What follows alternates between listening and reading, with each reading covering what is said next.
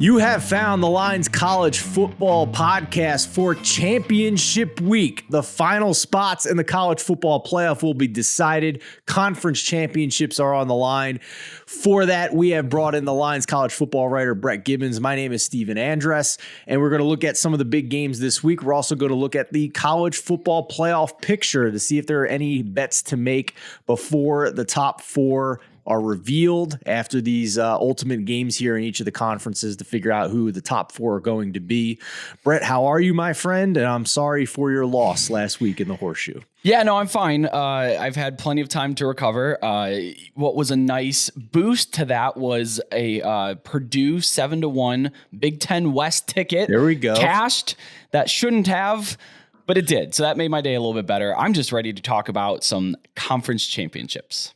I love it. I love it. Before we get into the actual matchups here this week, let's talk a little bit about where we stand now in the college football playoff rankings.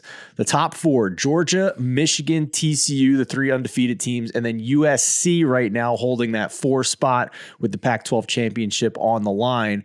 But what you found were some interesting spots here in the odds to win the national championship still. In particular, your Ohio State Buckeyes, who have gotten a little bit of steam here the past couple of days, despite not being in the top four and not having any more games yet to play. Yeah, it is interesting. Ohio State is third right now in terms of odds to win the title. If you look at BetMGM, I guess they're tied for third with USC.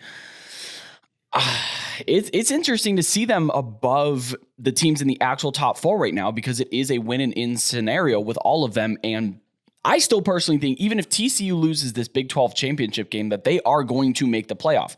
Now, what I think this number is based on is there is a very clear path for Ohio State to get in.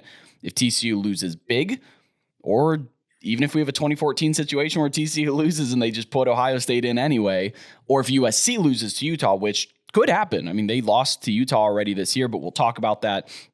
I think this number comes from the fact that Ohio State is better built. I don't know if that's really the right word, but they're more proven and more trustworthy to make a title run should they make the playoff than odds makers foresee TCU or USC. And I'm sorry to TCU fans and USC fans listening to this. That's just what the market is telling me. I'm not sitting here telling you that Ohio State is a better team to make the championship and that USC and TCU cannot. That's not what I'm saying. But the market is telling me that they believe Ohio State is a team that matches up better against the teams in the field and that can make a title run. Yeah, I agree with you. I think you make the perfect point there that this is not necessarily about who's actually going to make the playoff, but who can actually make some noise once they make the playoff, right? Because, I mean, TCU, if they play Michigan, are going to be a sizable underdog, I would assume. USC against Georgia is going to probably be more than a touchdown underdog against UGA. So, that we've seen this in past years, right? People trying to find that fourth team in the playoff at long odds, even as early as the preseason. And then what are you going to do when they get there when they're a 14-point dog? We've seen it with Washington one year get their butts kicked in the semifinals. We've seen it with other Big 12 teams that came in at long numbers to win the national championship. Then once they finally get there, they get their butts kicked. So that's the equation here that we need to consider with the college football playoff. And one other note here, books are still putting Alabama as available here. And I don't want to say it's disingenuous, but I mean, even if all these teams lose, how do they get in? There's really no way. And the committee told us that on Tuesday night by putting them behind Ohio State. So even if TCU and USC both lose, Alabama, right, they're not going to jump them, right? I think this is really just some garbage that is out there that's trying to get a few tickets. And people are like, wow, Alabama 60-1 this late in the game. Well, I could see them. They're not getting it. The committee's telling us they're not getting in. Unless USC and TCU lose by 40 points apiece, I don't see a world in that. And even if they do lose by 40 points apiece, there should not be a world in which Alabama makes the playoff. That's my personal opinion. Probably not based so much in reality with the way that we've seen the committee rank these teams. But I think there's a market on them because they're 6, because they're within quote unquote striking distance. I don't see a world in which they even make the playoffs. So don't bet Alabama. And also I wouldn't bet Ohio State either because they're not playing. They don't control their own destiny. So you're putting a flyer on one of these teams to lose, and then on top of that, the committee to believe that that loss is worthy of taking them out of the playoff altogether. So I wouldn't bet them at their current odds personally, even though there is variation. There's 11-1 at MGM. There's 8-1 out there. I still wouldn't touch it. My opinion of the chaos situation here, if USC and TCU both lose, then USC has 2 losses. Ohio State jumps them. Then you're in a situation where TCU has 1 loss and Alabama has 2 losses. And I still think they take TCU in that case. Yeah, we had a discussion about it in Discord yesterday, that TCU has a higher strength of schedule than either Michigan or Ohio State. They have the most ranked wins in the country. And when you look at overall top to bottom power ratings, the Big 12 is actually the highest power rated conference by multiple outlets this season because they're just solid. They don't have, the Alabama and Georgia or the Ohio State and Michigan, but they're so solid through and through. And even the bottom of the conference is still has a pulse. You don't have your Rutgers or your Indianas or your Northwesterns in there, or your Vanderbilt or whatever, but it's TCU has the resume, and the committee has told me that they are now ranking on resume, and they should. And to say that TCU isn't a top 4 team at this juncture is basing it on their helmet and really nothing else, because everything else tells me that they are.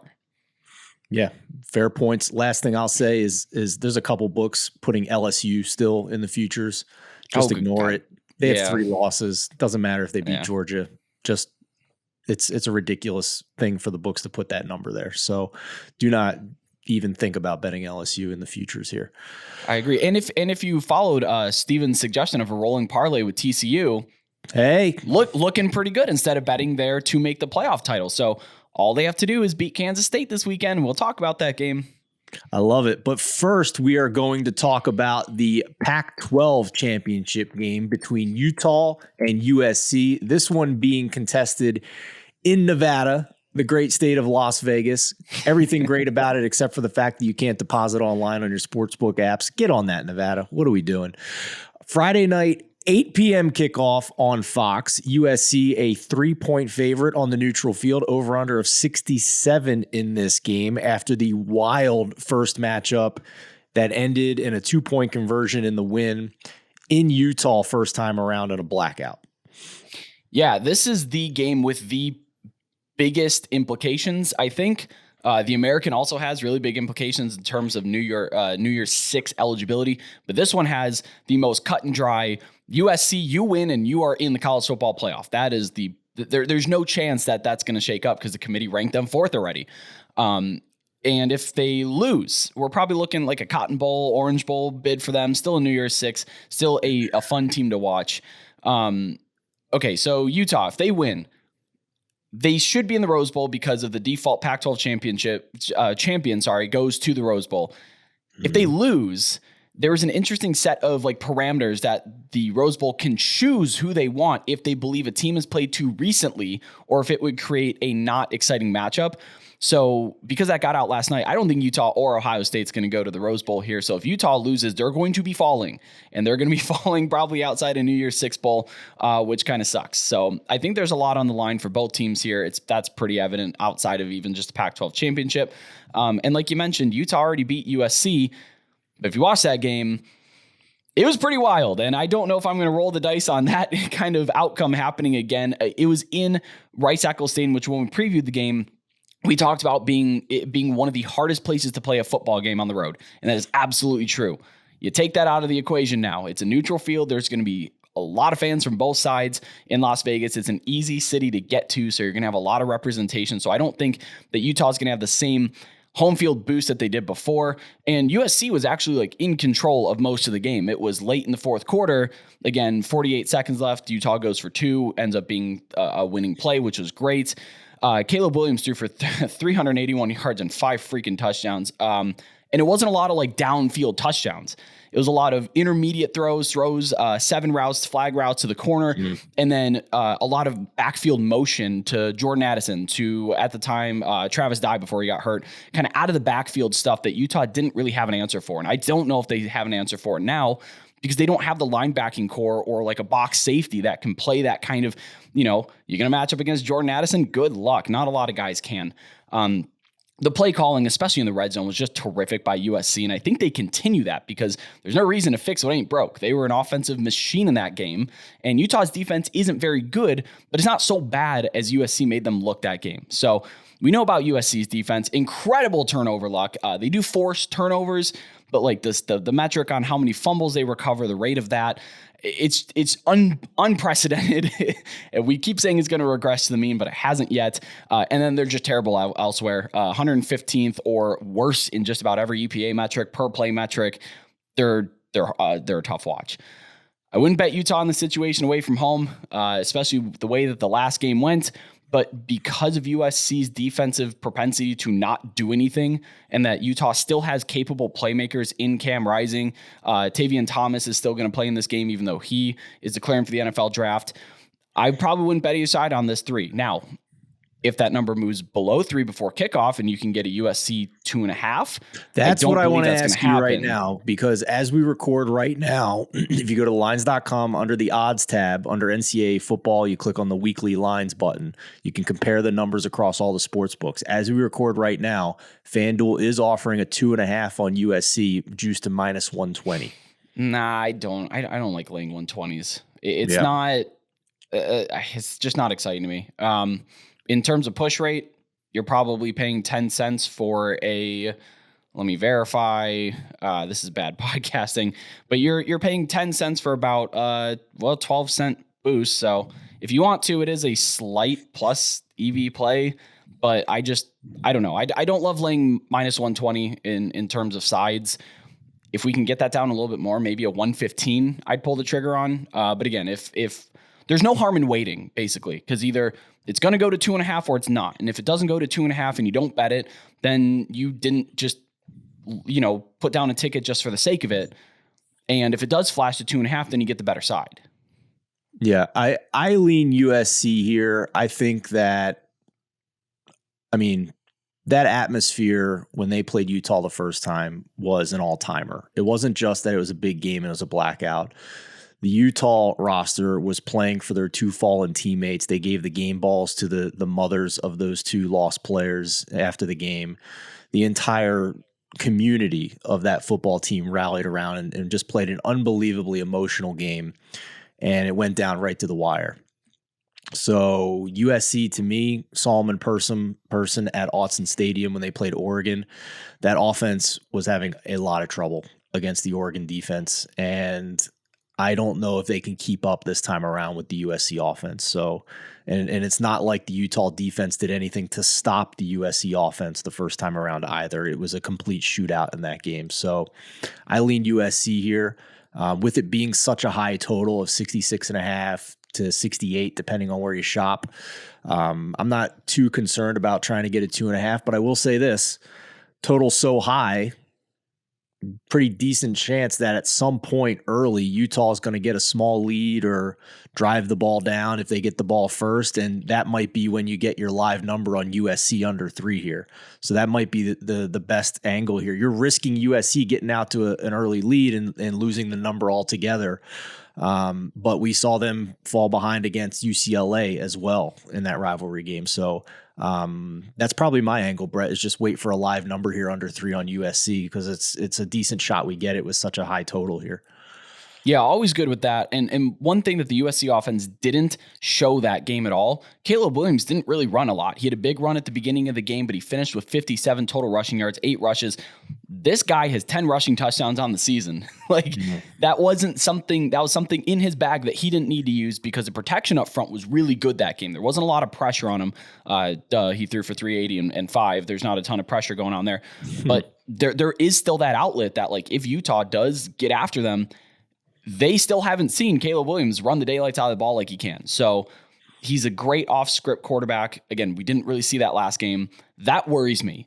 If you can get a quarterback that is on script all game, so pointed, and has no trouble whatsoever, but can get those off-script plays when you finally get him off script, good luck getting him down. I don't trust Utah to stop USC's offense either. Let's move on to the Big 12 championship game between Kansas State and TCU. TCU, we think, may not even need to win this game to make the playoff. We'll see how that goes. But regardless, they know they have to win to guarantee a spot in the playoff. And the Horned Frogs are 2.5-point favorites here at AT&T Stadium in Jerry World down in the Dallas metro area. 61.5 is the total. With it being at AT&T Stadium, you bet your behinds that TCU's fans are going to make that short trip over to check out this game. So I'm guessing a pretty heavy TCU crowd here. So if you're trying to do anything for home field advantage, it is a neutral field, but I would expect a ton of TCU fans in the stadium here. But yeah, 2.5s across the board here. I think this is up from 1.5 earlier in the week. I kind of like it. Anything under 3 here, Brett. I don't know about you. It feels like the market still continues to not give enough respect to TCU, and we have a total between 61.5 and 62.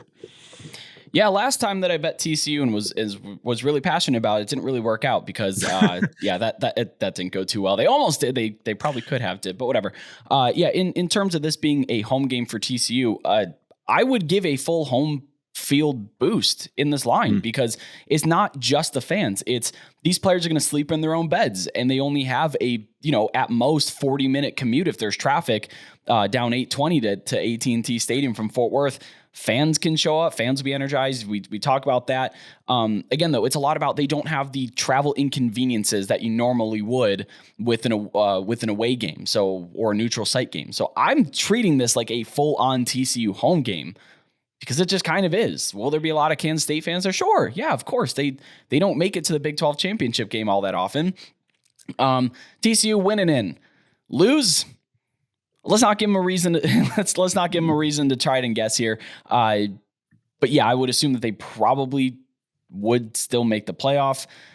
Boy, if you put in Ohio State over TCU again, 2014 all over again, the city of Fort Worth is going to burn to the ground. So Will Howard is going to be starting for Kansas State. That came out earlier this week in place of Adrian Martinez, who's been battling injury. But Will Howard has been playing so well. He has 13 touchdowns, just 2 interceptions in 5 games this year. There's really no reason to go away from him. It's kind of like the Baylor game from last year where Gary Bohannon got hurt and they put in Blake Shapen. And Blake Shapen played so well that Gary Bohannon was good to go in that Big 12 championship game, but they just rode the hot hand to a victory. So I see Kansas State doing a very similar thing here. Last time that they played, TCU was just torn up by intermediate throws early in the game. They gave up 28 first half points, and then they gave up exactly 0.0 in the second half. It was a tale of 2 halves. They also ran their terrific running back, Kendre Miller, 29 times for 153 yards and 2 touchdowns. So I think we're going to see another run-heavy approach because they had so much success up front with it, even against a really good Kansas State front 4, front 7. But one thing Kansas State did really well was they contained Quentin Johnson, that taking the top off receiver. He had a 55-yard touchdown, but outside of that, he caught 3 balls for 19 yards. That is not very good. I think that they're going to be able to contain him again, but I'd like to see TCU get back to him a little bit more there. And if they can, it's going to be a much easier game for them. If I lean anywhere, I'm actually going to lean under this total. We're looking at 62 points. I can see this as being a heavier defensive battle. TCU's defense, just kind of like the stigma around them is, well, they're really bad. No, they're really not. They've been playing out of their minds the past 3-4 games. If you go back and look, they're playing really well right now. And when you play really well and you have this momentum riding it into the conference championship, I think they're going to have another good defensive outing. I don't see this being a high shootout, maybe like a lot of people think TCU games typically are. And Kansas State, they feel the top 30 defense of their own. So in terms of EPA, advanced metrics. So I think 2 pretty solid defenses. Maybe TCU is going to lean into that run a little bit more. Kansas State was really good about the quarterback run with Will Howard not going away from that, even though Adrian Martinez wasn't back there taking snaps. So when you get into that kind of run off, no pun intended there, but when you run the ball a lot with a couple of good defenses, 62 is a lot of points. Now, I understand that TCU is a home run hitter and can score on at any time. So if you don't have the iron gut really to do that and you want to see how the game plays out, you could bet a live total. And if it looks like it's going to be more of that defensive standoff and more run-heavy game than the market expects, maybe that 62 is a little lethargic to go down out of the gate. Or if you see that they've hit on a couple of plays or attempted a couple of downfield plays and it's lethargic to go up, I think a live play on the total here is definitely an option. I don't think I mentioned it off the top. This game is noon on Saturday on ABC for those looking to watch and bet Kansas State and TCU in the Big 12 title game. The SEC championship between 3-loss LSU and undefeated Georgia, 4:00 Eastern time kickoff on CBS. Total of 51 in this one. Line is Georgia 17.5 as a favorite for the Dogs, but that number is starting to disappear as we record here on Wednesday morning. There is an 18 at PointsBet. There is an 18.5 with low juice at FanDuel Sportsbook. Can't say I'm surprised, Brett, but it's a big number for Georgia, and we're going to see that every game they play the rest of the season. Yeah, it was interesting. Earlier in the week, it actually came down to 16.5, and the second it hit 16.5, that sucker took off, and I don't think it's looking back. So if you can find that 16.5 again, the market is telling you, take that number with Georgia, but I don't know if we're going to see it again because, like you said, 18.5, we're relying on a lot of market movement to come back. This game is actually really inconsequential for Georgia outside of we like to see our first SEC championship since 2017. But win or lose, they're in the playoff. There's no question about that. I don't think that they're going to drop from 1 to 5, even if they lose by 25 in this game. I just don't see that happening. LSU, this is fun. They have 16.8 implied team points because we have a 51 point over under with, actually that's even down now for hitting that 18.5. So under 17 implied team points. That's not ideal, for winning football games or keeping it close. I think we're going to be seeing a lot of Jaden Daniels in this one because LSU can't really run the ball very well. They're 77th in rush EPA, and Georgia is just about first in every rushing category, so I don't think that they're going to line the ball up and try to run. I think they're going to try to put it in Jaden Daniels' hands, get to the edges, maybe create some chaos, see something break loose. Unfortunately, with Georgia this year, we haven't seen that work. We haven't really seen a lot work against them. I know the Tennessee game turned into a mud fest, but Tennessee's offense just wasn't moving the ball whatsoever even before it started raining. And Brian Kelly is just awful in big spots, just awful, abysmal. 0-5 in New Year's 6 playoff and BCS championship games. He has a Citrus Bowl win. Sure, that's fun. Congrats. That's about the biggest. Yeah, it's the biggest bowl win that he has. He's just terrible in these big kind of games, and this is his first conference championship in forever and first SEC championship ever. I don't like the coaching spot here. I kind of feel like he's going to absolutely melt in this spot, and I'm not betting on that. I absolutely wouldn't bet LSU to cover this point total or point spread unless we get up over 3 touchdowns, just because of I've seen Brian Kelly with my 2 eyes get blown out in these exact spots. And I know Georgia doesn't have a ton to play for. Conference championship, pretty nice spot there. But I also don't like laying big numbers in championship spots just as kind of a personal thing because you get the best out of every team. That said, Georgia's probably the right side. Wait for 16.5 if you can. I don't think that that's going to come back down based on what we see. Yeah, that's kind of where I stand on this one. I'm not really betting it. I just kind of wanted to talk over, the numbers and imagine putting this out without the SEC championship talk. Personally, I was shocked that Brian Kelly lost to Texas A&M last week when he still had a shot to make the college football playoff. I mean, melts totally like out of butter. Character, Brett. Totally out of character. Yeah. It was more so out of character for a Texas A&M team that's like completely out of everything and has completely phoned it in. They've got their tickets booked to wherever they're going in the offseason. 1-2-3 Cancun team, as we like to call them, and still got up for 37 points against LSU. The fact that reality exists is the very reason why I will not bet LSU if someone else hands me $100 and says, go bet anything you want. I'm not betting LSU. No. Fair enough. Let's move on to the American Athletic Conference, the AAC, as they do not like to be called. It is the American Championship game between UCF and Tulane. Tulane, a 3-point favorite here. 4 p.m. kickoff on ABC on Saturday. Total of 56.5 in this one, Brett. Yeah, this is not a neutral spot game. This is actually at Tulane in Yulman Stadium because they beat Cincinnati last week. They won the bid. The American still does the top seed hosting. I kind of like that. I love it. And this game has a ton of consequence behind it because the winner of this game is going to go to the Cotton Bowl. Based on the playoff rankings that we saw come out Tuesday, whoever wins this game goes to the Cotton Bowl. And that's a really big deal for these teams. Yeah. So I think we're going to get the best out of both here. And UCF, they already beat Tulane in New Orleans 3 weeks ago, in fact, John Rice Plumlee just dominated the Tulane defense, 176 yards on the ground, 3 total touchdowns. I think he was up over 300 total yards. Basically what they did was they just ran everybody to the edge, watched those Tulane linebackers leave, and John Rice Plumlee, the Red Sea parted in front of him, and he just ran quarterback draws all day. And Tulane had absolutely no answer for it. And there's not really a reason to believe that they won't just go right back to that. Did Tulane make an adjustment to stop that? Sure. Maybe they could put a linebacker spy in there, but easier said than done with John Rice Plumlee. And Tulane, just a terrible rushing defense all the way around. 110th in EPA per rush. Not ideal. And last time UCF won this game, they tried to give it away. They were in control of this game most of the time. There was a couple of scores late for Tulane to pull it within a touchdown. But this was one that we highlighted on the podcast as taking UCF money line in that and a hit, which is pretty good. So I'm going to go back to UCF money line, but it's because we're getting a plus EV play. You can find plus 145 at DraftKings as of Wednesday, late morning, early afternoon.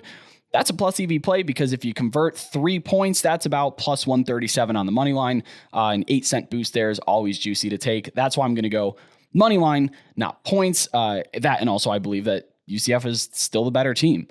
Tulane counters with Tajay Spears. He's an awesome running back. He did get loose last time. He only had like 8 rushes for 16.2 yards per carry, so he was pretty effective. And they didn't do a lot of running though as a team because they got down early to UCF and they kind of had to throw the ball to get back into it. But I just don't really see a whole lot of difference in these teams as the week 11 iteration. And it wasn't a fluke that UCF won that game. They were the better team. Tulane probably shouldn't have even beat Cincinnati last week. The Cincinnati shot themselves in the foot with drops, and Evan Prater slid before first downs a couple of times, had some miscues, some picks. So I think UCF is a better team. We're getting a plus EV play on the money line, so I'm taking UCF money line. ACC championship game has Clemson against North Carolina. This is in prime time, 8 p.m. kickoff Eastern time on ABC. Clemson, a 7.5 point favorite. Total of 63.5 in this one. This one at Bank of America Stadium in Charlotte, it looks like. Yeah, home of the Panthers. Yes, that's where they play this one. The winner goes to the Orange Bowl because neither of them are in college football playoff contention anymore. If a book is showing you Clemson title odds, they're completely out of it. They are done out of it. Interestingly, this line on Wednesday moved off of 7 to 7.5. That's a 14% push rate. It's a 14% boost. So that's a pretty big deal that it moved, that slight half point in terms of Clemson, especially after what we watched last week with the Tigers. But North Carolina is actually on a 2-game losing streak. And that's after they clinched a spot in the ACC championship. Is it related? Yeah, probably. The double look ahead, maybe. They got out to a 17-0 lead against Georgia Tech. But I went back and watched these 2 games between Georgia Tech and then NC State last week. North Carolina's tackles just got whooped up and down. They got beat. Drake May was ineffective because he had defensive pass rushers breathing down his neck all game. And also the Tar Heels went run heavy those 2 games. And I'm not really sure why. On the season, they're not really a run first team. I don't know why you would go away from your young future Heisman contending quarterback and Josh Downs, first team all ACC this season, to run the football, especially when your tackles are getting killed like that. Maybe they know that their tackles are going to get beat. And I have bad news for UNC fans. You're going up against Clemson's defensive line. So I don't really like the matchup between Clemson's defensive line and these North Carolina tackles. I think that Clemson's going to be able to generate a lot of pressure here, especially if UNC's offensive line keeps playing the way that it does the past 2 games, that they've lost outright to teams they should not have lost to outright whatsoever. I'm not touching the full game spread on this. I took the Clemson first half last week, was very happy to see it cash, but then Clemson just fell off the face of the earth against South Carolina. We all watched that game. We all saw what happened. Clemson came back. So I'm not betting this full game because of North Carolina's propensity to be able to get it going. And from what I've seen, Clemson just fall flat down the stretch here. So, and good God, don't run any more of those huddle fake return things that ended up in a fumble, because that ended up losing them the game too. So I don't like the funny business from Clemson. And so I really don't like them on this side of 7. But I'm also not betting North Carolina plus 7.5 just because this offensive line has just been, they've just been dog walked the past couple of weeks. Fair enough. Yeah, this one has been kind of steady here. It's been, you said it moved off to 7, but we've been pretty stable now at this point. You can shop around, get less juice as we record on Wednesday morning. DraftKings has only minus 105 on the Clemson side. You can get that same less juice on North Carolina on the other books if that's what you want. So again, shop around, make sure that you find the best available odds. Okay, final game that we're going to talk about here on Championship Week is the Big Ten Championship between Purdue and Michigan. This one being played at Lucas Oil Stadium in Indianapolis. Michigan, a big 16.5-point favorite, total of 51.5 in this one after the Wolverines pulled the very impressive upset over Ohio State last week. Yeah, this is not only like the least consequential game on the slate, but it's probably the least interesting as well. Michigan is a big favorite. It's kind of stayed that way. There's really not been much market movement here. Purdue's not really playing for anything. Maybe the ReliQuist Bowl or the Quick Lane Bowl or whatever they'll make after this. Well, they're playing for a Big Ten championship, but Okay, yeah, all right, you're right. I'm completely dismissing that. But that's they're a 17-point dog though. So, but that's because in my head, I think Michigan wins this one pretty handily. This game is inconsequential for Michigan besides taking home a second consecutive Big Ten title, which hurts my heart to see, but that's okay. Win or lose, they're going to be in the playoff. I really do see that just because they have that win over Ohio State to be like, okay, well, whatever, we'll throw the Big Ten game out. I don't think that's going to happen. Purdue's implied for 17.5 team points. It's going to take a lot more than that to beat Michigan. I don't even know if they'll get to 17.5, to be honest. I mean, I'm happy because Purdue's here. That's great. I'm really excited about it because I got a plus 700 on them preseason, which is fun. But other than that, it's just I think Michigan just walks all over them. Purdue's pretty good defensively. Offensively, they're bad. Outside the top 100 in rush EPA, that's not going to get done against Michigan. The only reason Ohio State was competitive in that first half against Michigan was because they could run the ball and stop Michigan's run. I don't believe Purdue can replicate that. I think it's going to look more like the second half against Ohio State. And Michigan is the best offense Purdue's faced by miles. If you go back and look, like, statistically, Penn State, pretty decent offense, inconsistent at times, but they lost to Penn State at home. And then Florida Atlantic, I believe, is like the next statistically best offense that they've played all season. Don't love that. So the fact that Michigan's coming out here with an explosive offense that we've seen, they may not even have to play Blake Corum. They could just wait him another few weeks ahead of the semifinal game that they're inevitably going to play. So maybe Michigan takes Purdue too lightly and they cover this. 16.5 points. I don't like either side here. And I know that's not what people want to hear, but we did need to talk about it. This inconsequential game, and also I want to feel better about picking Purdue 7-1 in the preseason. Yeah, hey, Purdue's done their job. They've cashed the ticket for you. So I think Iowa cashed the ticket for me more so by dropping a game that they absolutely should not have. But here we are anyway. Yeah, at least to end on a dud because we have the least consequential, probably the least interesting game of the slate here happening in Indianapolis. Last question before we wrap up here. Michigan is the second choice in national championship odds. We saw what Georgia did to them last year in the college football playoff. In your mind, is there any chance if they meet again, Michigan can beat Georgia this time around? Sure. I really do, because we've seen Georgia be vulnerable. They're not this invulnerable, only losses to Nick Saban and Alabama in the SEC championship game type of deal. The Missouri kept it close by playing scrappy, and I think Michigan can replicate that kind of effort. We saw Kent State taken by surprise. Now, I don't think in a semifinal that Michigan would be taking Georgia by surprise, but that's my thing, right? Because in the big games this year, they have not sleptwalk through that, right? You have the opening game against Oregon. They won 49-3. They had the game where it was 1 versus 2 against Tennessee. They won by 2 touchdowns and maybe could have won by more. So that's my thing, right? They're not gonna sleep or come in sleepy in a college football national championship game. No, they shouldn't. But in terms of where Michigan was ineffective against Georgia last year, is they couldn't throw the ball. Well, they can throw the ball this year. They have J.J. McCarthy's Yeah, we able to saw it find against Ohio State. They put single high safety up there, and they started throwing deep on them, right? They put no safeties up there because Jim Knowles brought the house every time, and they did not make that adjustment. That was really just more of a matchup night. But they're more willing to throw the ball downfield this year than they were last year. I don't think that Harbaugh is going to go into a game against Georgia saying, you know what sounds really good? Let's run between the tackles 40 times. You're not going to win that way. Can they beat them? Sure. Yeah, I really do think that they can. Because again, this isn't a Georgia team with 15 NFL draft picks on it. I don't believe.